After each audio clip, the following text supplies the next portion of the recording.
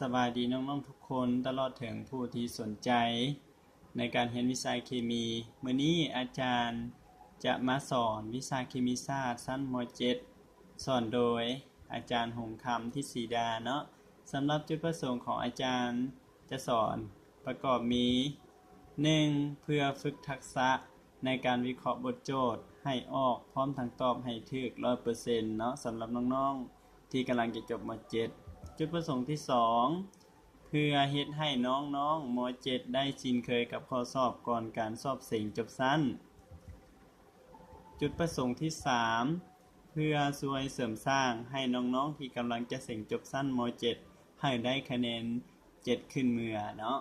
บัดนี้อาจารย์จะพาพวกน้องเข้าไปแก้พร้อมกันเลยคำถามที่ 1 ธาตุละลายอะซิดซัลฟูริกธาตุละลายอะซิดซัลฟูริกเข้มข้น27% โดยมวลสารมีความหนาแน่น 1.198 กะรัมต่อเซนติเมตรก้อนถามว่าจะมีความเข้มข้นจักโมลต่อลิตรกอไก่2.3 โมลต่อลิตรขอไข่ 3.2 โมลต่อลิตรขอควาย 3.30 โมลต่อลิตรงองัว 3.40 โมลต่อลิตรบัดนี้เราจะมาแก้นำกันวิธีแก้เราจะอิงตามสูตรง่ายๆเลยเนาะจากเงื่อนไขที่ให้มาข้างเทิงเราเห็นว่าเรารู้ว่าความหนาแน่นมีค่าเท่ากับตัว d เนาะ d ซึ่งมีค่าเท่ากับ 1 ขออภัย 1.198 กะรัมต่อเซนติเมตรก้อนซึ่งมวลสารโมเลกุลของอะซิดซัลฟูริกเฮาคิดไล่มามีค่าเท่ากับ98กะรัมต่อโมลแล้วเพิ่นถามหาความเข้มข้นซึ่งสัญลักษณ์ด้วย C จะมีค่าเท่าใดจากสูตรเนาะสูตรที่เฮาเห็นอยู่ตำราม.7 คือ C ซึ่งเป็นความเข้มข้นเท่ากับเปอร์เซ็นต์คูณให้ความหนาแน่นแล้วคูณ10แล้วหารให้มวลสารโมเลกุลทั้งหมดเฮาแทนค่าข้างเทิงใส่สูตรเฮาจะได้ดังนี้ 27% คูณให้ความหนาแน่นมีค่าเท่ากับ 1.198 คูณ10แล้วหารให้98ซึ่งหารออกมามีค่าเท่ากับ 3.30 โมลต่อลิตรเห็นว่าคำตอบที่ถูกต้องแม่นข้อคอควายเนาะข้อที่1จบไปแล้วบัดนี้ข้อที่2เพิ่นว่าน้ำตาลมีสูตรอันนี้แม่นน้ำตาลซูโคสเนาะซึ่งมีมวลสาร10 กะรัมมาละลายในน้ำจำนวน125 กะรัมถามว่าจะมีความเข้มข้นจักโมลต่อกิโลกรัมหรือว่าโมลหรือว่าเฮาจะเอิ้นว่าโมลแล้วก็ได้กอไก่0.11 โมลต่อกิโลกรัมขอไข่ 0.12 โมล12 โมลต่อกะรัมขอควาย 0.32 โมลต่อกะรัมงองัว 0.23 โมลต่อกะรัมวิธีแก้เฮารู้ว่า M1 แม่นมวลสารที่ให้มาของน้ำตาลซูโคสเท่ากับ10 กะรัม M2 แม่นมวลสารของน้ำที่ให้มาแล้วมวลสารโมเลกุลของน้ำตาลซูโคสจะมีค่าเท่ากับ342 กะรัมต่อโมลถามว่าธาตุละลายนี้มีความเข้มข้นเท่าใดความหมายอยู่ในนี้ก่อนเราจะแก้ได้ต้องวิเคราะห์ว่าน้ำตาลซูโคสนี้10 กะรัมมีปริมาณน้อยกว่าน้ำแสดงว่าน้ำตาลซูโคสเป็นธาตุถูกละลายส่วนน้ำเป็นธาตุพาละลาย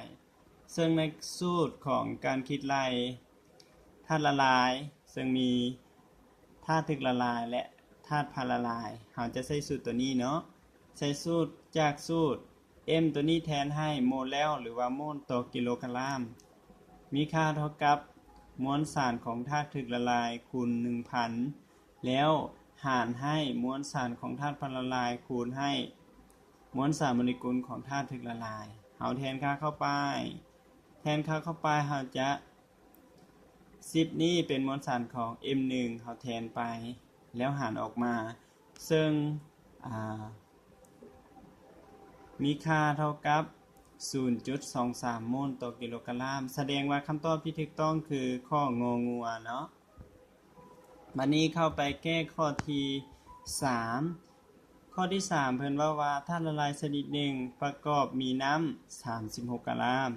และธาตุกรีเซโลนซึ่งมีสูตรโมเลกุลเป็น C3H8O3 มีมวลสาร46กรัมถามว่าเศษส่วนโมลของแต่ละส่วนประกอบจะมีค่าเท่าใดตามลำดับกอไก่ 0.8 และ 0.2 ขอไข่ 0.2 และ 0.8 ขอควาย 0.7 และ 0.2 งองัว 0.3 และ 0.9 บัดนี้เราจะมาแก้พร้อมกันเลยวิธีแก้ขั้นตอนทำอิฐเราจะต้องซอกหาจำนวนโมลของแต่ละส่วนก่อนเราสามารถซอกได้ดังนี้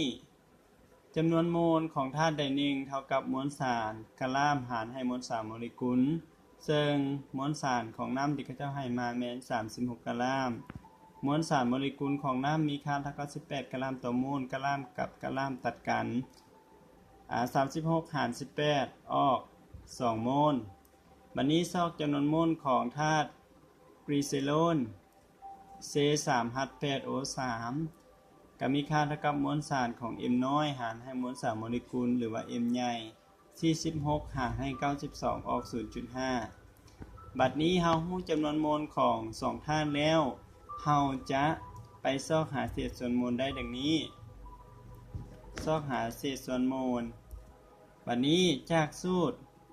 เศษส่วนโมลของน้ำเท่ากับจำนวนโมลของน้ำหารให้จำนวนโมลของธาตุละลายซึ่งประกอบมีน้ำกับกรีเซโลนบวกกันแล้วหารกันออก 0.8 แล้วเศษส่วนโมลของธาตุกรีเซโลน C3H8O3 มีค่าเท่ากับจำนวนโมลของธาตุกรีเซโลนหารให้จำนวนโมลของน้ำบวกให้จำนวนโมลของกรีเซโลนหารกันออกมาเท่ากับ